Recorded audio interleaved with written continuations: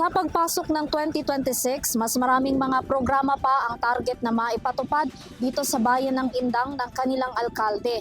Karamihan sa mga ito ang mas maraming oportunidad na trabaho, patuloy na pagpapagawa ng mga infrastruktura, lalo na ang mga kalsada at serbisyong medikal. Tina-target ngayon ni Mayor Virgilio Fidel sa pamahalaang bayan ng Indang sa Cavite na makalikha ng mas maraming hanap buhay sa mga Indangenyo ngayong taon, kabilang na dito ang matulungan din ang maliliit na negosyante sa kanilang komunidad. Ayon kay Mayor Fidel, malaking tulong sa pagpapaunlad ng kabuhayan ng mga taga-Indang kung magkakaroon ng mga ito ng sarili nilang pagkakakitaan sa sarili nilang bayan upang hindi na nila kailangang dumayo pa sa ibang lugar para lang makapagtrabaho. Alinsunod rin daw ito sa adhikain niya na maisulong ang bagong Indang. Binago ko yung slogan namin na bagong Indang dahil talagang gusto ko'y baguhin ang Indang. At paunla rin ito dahil napakarami kong gustong gawin dito. Magkakaroon kami ng industrial area rito para mga taga-Indang merong mapapagtrabahuhan.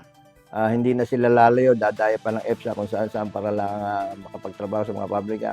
Ilalapit na natin yung trabaho para sa kanila. Epektibo pa rin daw ang naipasa na ordinansa ng kanilang sangguniang bayan noong nakaraang taon para sa mga sari-sari store owner na may puhunang 50,000 pababa na mairehistro ang kanilang negosyo nang wala nang binabayarang mayor's permit fee sa pamamagitan ng Business One-Stop Shop. Sa kabila nito, patas naman daw nilang ipinatutupad ang mga patakaran sa Indang, lalo na sa mga negosyante at tinitiyak nilang nakakabayad ang mga ito ng business permit. Yung mga negosyo rito, mga negosyante, hinigpitan natin.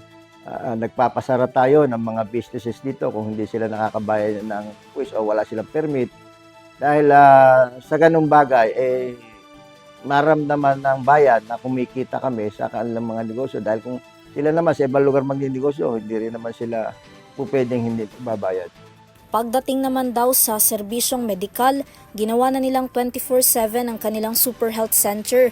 Mas pinahuhusay rin daw nila ang Rural Health Unit o RHU. Bukod pa raw dito ang mga medical mission na kanilang isinasagawa. Yung aming Super Health Center, akin ang ginawang 24/7. Nagdagdag tayo ng doktor, nagdadagdag tayo ng nurses, midwife, para makatulong sa mamamayan ng Indang. At ako meron kaming programa rito na lahat ng mga mamamayan ng Indang pwede na sila magpa-check up ng libre, pwede sila magpa-x-ray ng libre, pwede silang magpa-laboratory ng libre, at after check up kung ano man ang pangailangan ng gamot ay maibibigay na rin namin ng libre. Para rin sa kapakanan ng bawat pamilyang Indangenyo, 6 na ektaryang lupa ang donasyon na ibinigay ni Mayor Fidel para pagtayuan ng pambansang pabahay para sa Pilipino o 4PH program sa ilalim ng Department of Human Settlements and Urban Development o DSUD at Pag-ibig Fund sa pangunguna ni Pangulong Ferdinand Marcos Jr. Para lang itong rent to own. Ibig sabihin, wala silang down payment, minimal lang interest, at babayad lang sila ng wala pa yatang 4,000 isang buwan hanggang sa maging sarili na nila yung kanilang tahanan. Samantala, isa rin daw sa pagtutuon ng pansin ngayong taon ng alkalde sa Indang ang pagsasaayos ng mga kalsada at iba pang infrastruktura.